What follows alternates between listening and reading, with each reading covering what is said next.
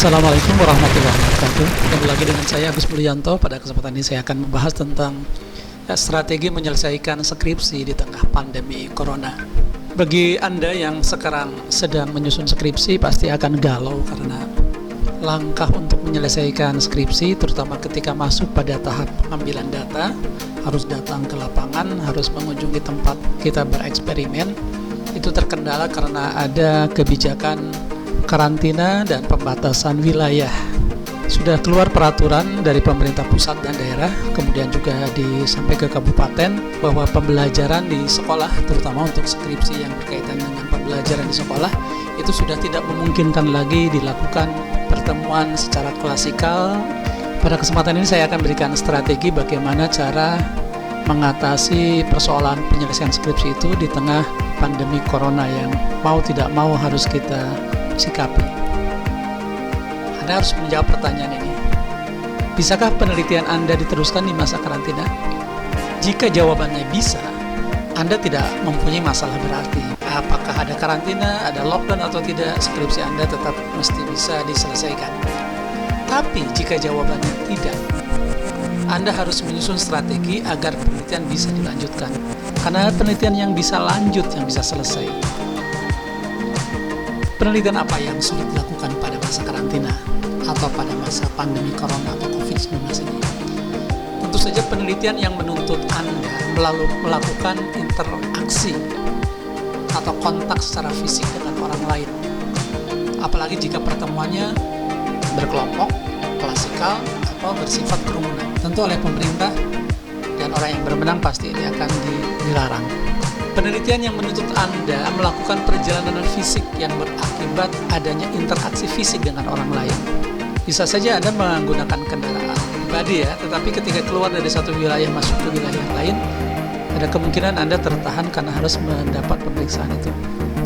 Tapi jika menggunakan kendaraan umum, ini persoalan lain lagi karena juga ada pembatasan. Apa yang harus dilakukan agar bisa menghindari kontak fisik? Yang pertama, lakukan pertemuan secara daring. Jadi yang tadinya luring, yang dilakukan secara offline, secara tatap muka, ketemu fisik, coba disiasati agar pertemuannya bisa dilaksanakan secara daring atau online. Ubah fokus masalah penelitian, sehingga masalah penelitian yang bisa dipecahkan dengan daring, itu yang dipilih. Ubah atau batasi variabel penelitian yang memerlukan kontak fisik. Fokus masalah penelitian tentu akan berkait dengan variabel penelitian. Jadi disiasati di sini. Syarat bisa melakukan penelitian daring. Ya karena menggunakan modus daring, modanya moda daring, maka diperlukan menguasai teknologi aplikasi yang memfasilitasi pertemuan dengan responden penelitian secara daring. Anda bisa menggunakan aplikasi Zoom, ada juga Google Classroom. Bisa juga menggunakan Skype atau yang sederhana kita bisa menggunakan video call dengan menggunakan aplikasi WhatsApp, mungkin juga dengan Facebook. Apa saja aplikasi yang memungkinkan digunakan.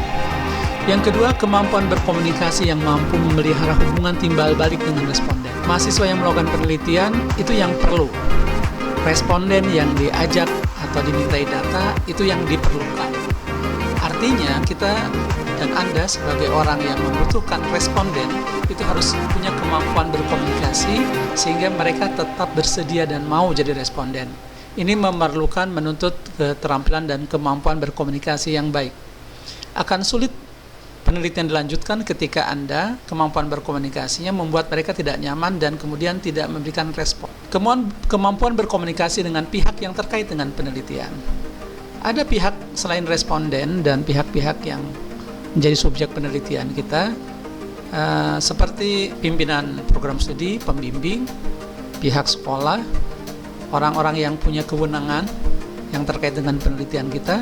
Ini pun harus kita ajak kerjasama, dan ini kemampuan bekerjasama menjadi penting. Yakinkan bahwa skripsi ini penting bagi kemajuan tidak hanya pribadi tetapi juga institusi, juga kemajuan dunia penelitian secara luas. Yakinkan bahwa orang-orang yang berkaitan dengan ini, yang berwenang, itu akan memberikan kontribusi. Diperlukan juga kemampuan menganalisis data-data yang sifatnya digital. Karena dilakukan secara daring, maka kemungkinan besar data yang diperolehnya adalah video dokumen-dokumen berupa file, dan itu menuntut kemampuan analisis secara digital. Memiliki perangkat komunikasi dan koneksi internet yang memadai. Ini jadi tidak bisa dihindari ya, ketika kita bekerja dengan menggunakan alat analisis berupa video, maka gadget atau perangkat komputer Anda mesti memiliki spek yang lumayan agak tinggi. Termasuk handphone atau smartphone itu juga membutuhkan spek yang lumayan tinggi, karena di sinilah diperlukan kemampuan untuk mengupload dan mendownload file-file yang lumayan besar, karena yang video itu biasanya besar. Tentu saja dengan koneksi internet yang baik. Tanpa memiliki koneksi internet yang baik, maka alur komunikasi dan proses komunikasi akan terhambat. Jenis penelitian yang bisa dilakukan pada masa karantina. Jenis penelitiannya tentu saja penelitian yang paling memungkinkan adalah penelitian kualitatif dengan data utama berupa dokumen yang bisa diperoleh dengan cara di-download atau dengan cara berbagi dokumen saja. Contoh untuk penelitian kajian novel, misalnya untuk orang-orang dari jurusan pendidikan bahasa, orang-orang sastra, ini akan dimudahkan karena kajian novel, antologi puisi, itu datanya bisa berupa buku, bisa berupa e-book, itu bisa dianalisis tanpa kita harus berinteraksi langsung dengan pihak lain. Penelitian juga bisa dilakukan oleh teman-teman dari dunia dalam bidang komunikasi, misalnya ketika menganalisis postingan, status, meme di media sosial, berita online atau video YouTube. Jadi kalau penelitiannya sumber datanya dari media sosial, berita online dari YouTube, itu akan memudahkan dan tidak akan terkendala dengan kebijakan karantina atau lockdown itu. Selanjutnya, penelitian kualitatif dengan data utama berupa hasil angket, wawancara, dan observasi yang bisa dilakukan secara daring. Ya, ini frekuensi pertemuan daringnya agak banyak dibanding yang pertama. Akan saya berikan contoh bagaimana menyiasati penelitian eksperimen luring menjadi daring. Ini ada contoh judul seperti ini. Meningkatkan kemampuan anak dalam membilang benda 1-20 dengan media gambar menggunakan metode inquiry. Kalau lihat dari judulnya, ini penelitian yang dilakukan biasanya oleh teman-teman dari pendidikan kepolisian ini atau pendidikan masyarakat. Tuntutan penelitian seperti ini pasti memerlukan perencanaan, pelaksanaan, dan evaluasi di dalam kelas, khususnya ketika melaksanakan pembelajaran. Oleh karena itu, tentu saja ini akan terhalang karena terjadi pertemuan secara fisik dalam jumlah orang yang cukup banyak dalam satu ruangan. Bagaimana cara mengubahnya? Perlu diubah sedikit, metodenya masih eksperimen kuasai, tapi jadi seperti ini. Misalnya, upaya meningkatkan kemampuan membilang dengan memanfaatkan peran serta orang tua di masa karantina karena pandemi COVID-19. Eksperimen kuasai terhadap siswa kelas A, kelas B, PAUD, TK, bla bla bla bla gitu ya. Jika masalahnya diubah seperti ini, maka perubahan konsep penelitian ini akan berdampak pada tidak memerlukan lagi pembelajaran di kelas, karena bergeser pembelajaran yang tadinya di kelas berpindah menjadi pembelajaran di rumah. Dari tadinya sifatnya menggurui mungkin jadi semacam pola pengasuhan orang tua terhadap anak. Peran guru digantikan oleh orang tua. Tentu saja ini jadi berkonsekuensi harus ada upaya pembelajaran, pelatihan, tutorial bagi orang tua. Bagaimana mereka bisa mengajari anaknya membilang benda 1-20. Oleh karena itu, guru atau peneliti harus membuat semacam program tutorial bagi orang tua. Mereka dilatih dulu, kemudian para orang tua baru bisa membelajarkan anak.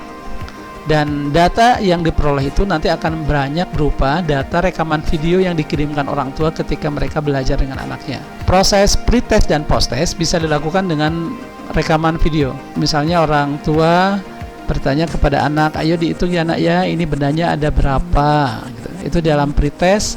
Tentu saja mungkin anak tidak bisa menjawab atau menghitung. Nah, setelah selesai proses pembelajaran dilakukan hal yang sama, anak-anak diminta menghitung suatu benda atau berapa benda gitu ya. Itu yang dilakukan pre-test dan post-test, semuanya menjadi berupa data video. Ini contoh judul yang berbeda, model pembelajaran problem based learning dalam pembelajaran teks eksposisi di kelas 10 SMA bla bla bla tahun sekian. Ini juga sama, memerlukan perencanaan, pelaksanaan, dan evaluasi di dalam kelas. Pasti akan dilarang karena di dalamnya ada pertemuan secara fisik.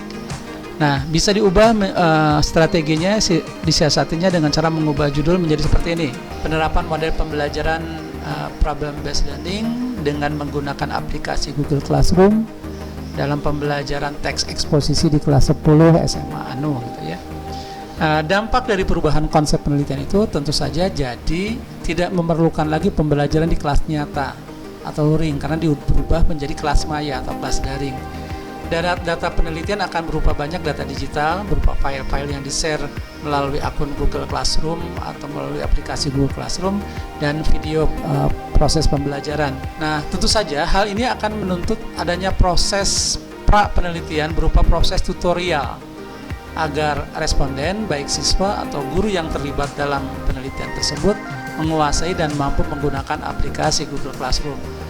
Tutorial ini pasti memerlukan proses dan waktu, bisa dibuat sendiri atau menggunakan tutorial yang sudah ada di YouTube, jumlahnya juga sudah cukup banyak bagaimana menggunakan beberapa aplikasi ini. Contoh yang lain, ini mengubah metodenya ya, yang tadinya dari eksperimen menjadi ke penelitian yang sifatnya deskriptif kualitatif. Judul yang tadi, model pembelajaran problem based learning dalam pembelajaran teks eksposisi di kelas 10 SMA Anu tahun ajaran sekian. Diubah judulnya menjadi analisis aspek struktur dan kebahasan teks eksposisi siswa kelas Anu SMA Anu tahun sekian. Nah, dampak perubahan konsep terutama dari metode ini berdampak pada data yang tadinya berupa banyak video proses pembelajaran akan hanya berupa teks karangan siswa yang pengumpulannya bisa dilakukan secara daring melalui WA atau melalui email. Persoalan yang muncul kemudian, apakah standar skripsi di perguruan tinggi Anda memungkinkan atau tidak penelitian yang tadinya standar minimalnya misalnya eksperimen berubah menjadi proses kajian seperti ini. Jika ini memungkinkan dan diizinkan, ini peluang bagi Anda untuk bisa menyelesaikan skripsi. Langkah prosedural yang harus dilakukan, selalu berkonsultasi dengan minta dukungan pembimbing skripsi, karena pembimbing skripsi ini adalah orang yang berwenang memberikan persetujuan terhadap skripsi Anda. Berganti judul, approve atau ACC untuk mengikuti sidang itu oleh pembimbing skripsi. Tentu saja juga harus mengajukan perubahan judul ke pihak yang berwenang, pimpinan program studi, pimpinan program studi, dengan minta rekomendasi penguatan dari pembimbing. Dan tetap harus mengurus prosedur administratif dengan pihak-pihak terkait, misalnya sekolah, meskipun itu dilakukan secara daring. Yang perlu saya tekankan di akhir pembahasan ini adalah kesiapan kita menjalin komunikasi dan koordinasi dengan pihak-pihak yang terkait. Karena Anda akan merepotkan orang lain kalau polanya daring. Tapi kalau kita bisa meyakinkan orang lain bahwa dengan terlibat dalam penelitian Anda, mereka bisa meningkatkan kemampuan di bidang IT, di bidang pembelajaran, maka mereka akan menjadi kawan dan teman berkolaborasi yang menyenangkan, karena mereka juga ingin maju seperti halnya Anda ingin menyelesaikan skripsi. Selamat berjuang, tetap selesai skripsinya. Skripsi yang bagus adalah skripsi yang selesai. Assalamualaikum warahmatullahi wabarakatuh.